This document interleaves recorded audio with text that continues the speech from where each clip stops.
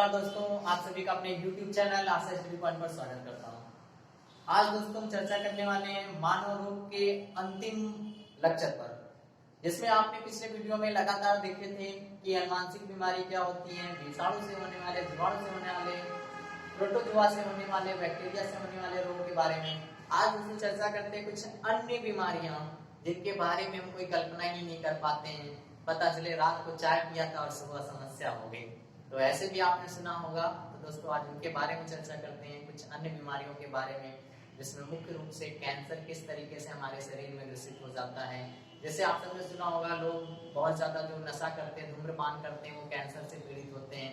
ऐसा भी नहीं होता दोस्तों। बहुत सारे ऐसे मित्रों को आपने सुना होगा जिन्होंने कभी धूम्रपान किया नहीं, कभी पान गुटखा खाया ही नहीं, लेकिन फिर भी उन्हें माउथ कैंसर जैसी बीमारियां हो जाती है। क्यों? उसका रीजन क्या होता है, वो समस्या क्या होती है, इसके बारे में चर्चा करते हैं। तो चलिए दोस्तों, पहला पॉइंट देखते हैं हम लोग कुछ अन्य बीमारियों में। पहला पॉइंट हमारा आता है पक्षघात या लकवा रोग। लकवा के बारे में आप भली भांति समझते होंगे। लकवा मतलब होता है ऐसा हमारा कोई अंग जो हमारे मस्तिष्क से कार्य ना किया जा सके, या हम उस पर नियंत्रण खो देते हैं, यानी पैरालाइज जिसे कह देते हैं, वही आपका लकवा है या पक्षघात होता है। समझिए दोस्तों, कुछ मिनटों में शरीर के आधे भाग को लकवा मार जाता है। जहां पक्षघात होता है वहां की तंत्रिकाएं निष्क्रिय हो जाती हैं, यानी जैसे हाथ को उठाना चाहेगा तो वो हाथ काम नहीं करेगा, पैर को हिलाना चाहेगा पैर काम नहीं करेगा, क्योंकि वहां की तंत्रिकाएं क्या हो चुकी है दोस्तों, निष्क्रिय हो चुकी है। निष्क्रिय से हमारा क्या तात्पर्य होता है, यानी वो जो कार्य ना कर पा रहा हो उसको हम निष्क्रिय बोलते हैं।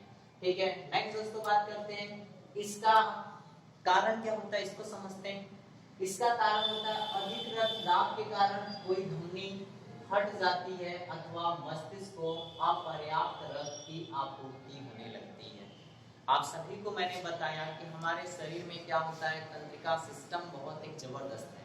अगर उसमें कोई भी पक्षघात होता है, यानी उसमें ब्लड सर्कुलेशन कम या ज्यादा, दिक्कतें बढ़ जाती है। जैसे सुना होगा ब्लड प्रेशर हाई है, ब्लड प्रेशर लो है, तो दोनों में आपको दिक्कतें महसूस होती है, उलझन होना, गिर जाना, चक्कर आना, वटेवर बहुत सारी चीजें। यानी ब्लड प्रेशर हाई है तो भी खतरनाक है और लो है तो भी खतरनाक है। हाई को तो एक बार कंट्रोल कर सकते हैं, लेकिन लो वाला ज्यादा खतरनाक होता है। तो दोस्तों उसी का एक रूप आपका लकवा देखने को मिलता है। तो उम्मीद करता हूँ आज आपने समझा पक्षघात क्या होता है, लकवा क्या होता है, या पैरालाइज क्या होता है, इसको आपने समझा। यानी हमारे शरीर का कोई भी ऐसा भाग जो कुछ ही मिनटों में क्या होता है, निष्क्रिय हो जाता है, कार्य करने में असमर्थ हो जाता है, यानी उसको हम हिला डुला नहीं पाते हैं, यानी उसको हम मस्तिष्क से मैसेंजर दे रहे हैं या मैसेज कर रहे हैं, लेकिन वो उसको क्या कर रहा है, एक्सेप्ट नहीं कर रहा है। तो ऐसी समस्या क्या होती है आपकी लकवा के। नेक्स्ट दोस्तों बात करते हैं एलर्जी, जो आज के दौर में एक आम बीमारी हो चुकी है। हर किसी से आप पूछेंगे तो कहेगा मुझे फलाने से एलर्जी है, ढकाने से एलर्जी है, यानी अगर वो डस्ट में चला गया छींकने लगेगा। सर्दी बढ़ गई तो एकदम से उसको वातावरण ही बदल जाता है, पानी बदला दिक्कत हो गई। तो एक आम बीमारी क्या हो गई, एलर्जी। क्यों? समझिए इसको होता क्या है, एलर्जी होती क्या है, समझिएगा। कुछ वस्तु जैसे धूल, धुआं, रासायनिक धूल, धुआं, रसायन या रासायनिक तत्व कुछ भी हो सकता है, कपड़ा, सर्दी, किन्हीं विशेष व्यक्ति के लिए क्या हो जाता है, हानिकारक हो जाता है, उसी को बोलते हैं एलर्जी। सबके लिए नहीं होगा, उस व्यक्ति के लिए पर्टिकुलर वो क्या है, नुकसानदायक हो जाता है, तो उसको उस वस्तु से क्या हो जाता है, एलर्जी हो जाती है। वो कुछ भी हो सकता है, इसको हमें ही पता करना पड़ेगा। देखिए एलर्जी एक ऐसी बीमारी है, मेडिसिन से प्रोटेक्ट कर नहीं सकते उसको जब तक हम उसके बारे में ना जाने। यानी ये सारी वस्तुएं जो हमारे लिए क्या घातक हैं या हमारे लिए हानिकारक हैं, उनको खुद एनालिसिस करना पड़ेगा कि मुझे किससे है, धूल से है, कि धुआं से है, या कोई केमिकल से है, या किसी कपड़े से है, कि हमें सर्दी से है, किस चीज से है। जैसे देखा होगा सुबह सुबह बहुत सारे लोग उठते हैं, उनको छींके आना और बहुत सारी चीजें। यानी हम सिंपल भाषा में दोस्तों बात करें तो ये सब कब हावी होते हैं हमारे शरीर पर, एक चीज, जब हम खान पान मेंटेन नहीं करते हैं। मैंने पिछले वीडियो में पोषक तत्व पढ़ाया है, आपने उसको भली भांति सारे वीडियोस देखे होंगे तो आपको समझ में आया।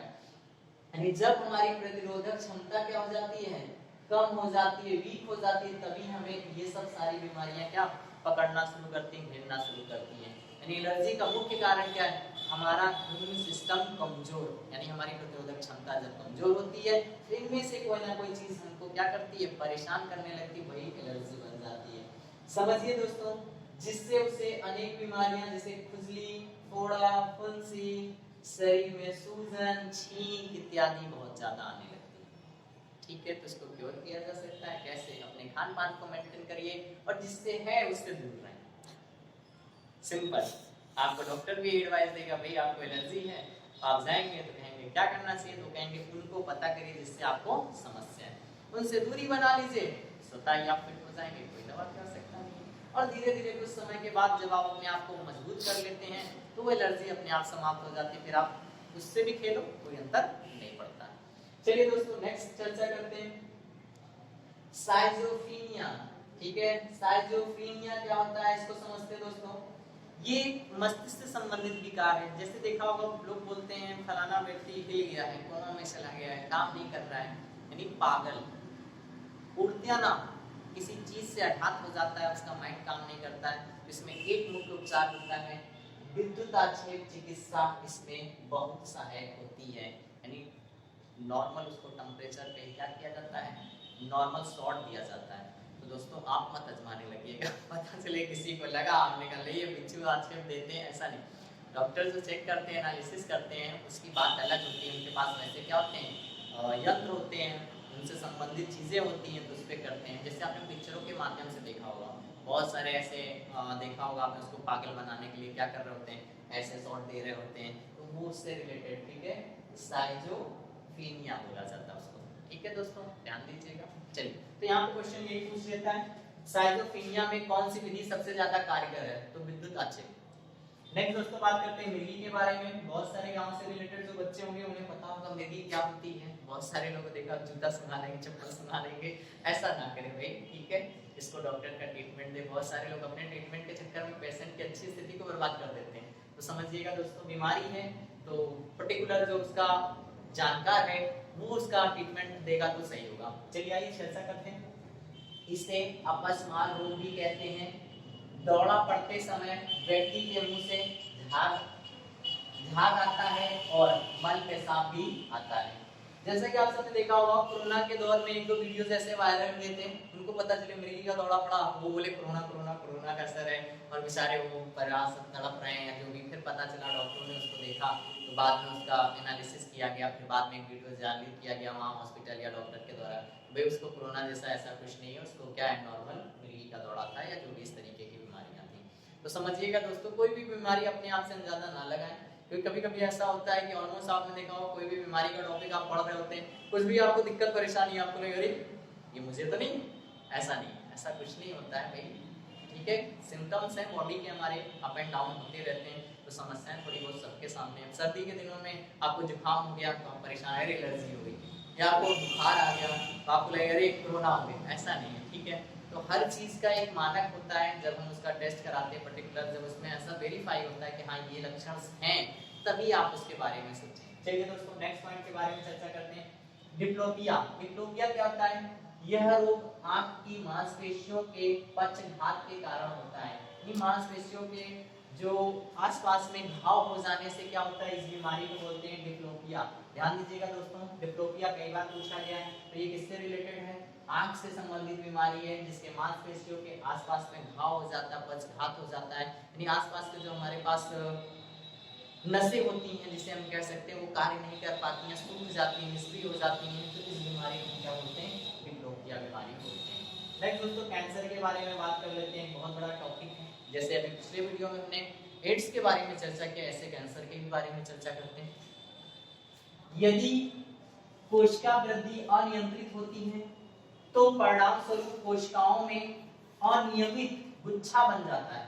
समझिएगा दोस्तों इस पॉइंट को फिर से एक बार, यदि कोशिका वृद्धि अनियंत्रित होती है तो परिणाम स्वरूप क्या होता है, कोशिकाओं में अनियमित गुच्छा बन जाता है, और गुच्छे को ही क्या कहते हैं, गुच्छे को ही कैंसर कहा जाता है। सिंपल, ये किसी को भी हो सकता है, एक नॉर्मल चीज है।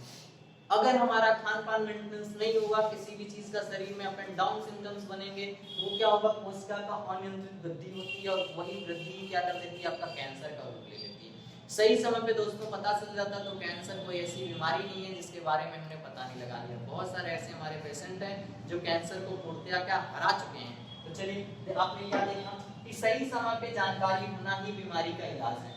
नेक्स्ट दोस्तों बात करते हैं कैंसर को स्थापित होने में जो समय लगता है उसे लेटेंट पीरियड कहते हैं। तो ये भी वर्ड कई बार पूछा गया है, तो ध्यान दीजिएगा। तो दोस्तों पूरा ही टॉपिक आपका बीमारी का कंप्लीट हुआ। उम्मीद करता हूँ सारे ऑब्जेक्टिव आपको मिल जाएंगे। धन्यवाद दोस्तों।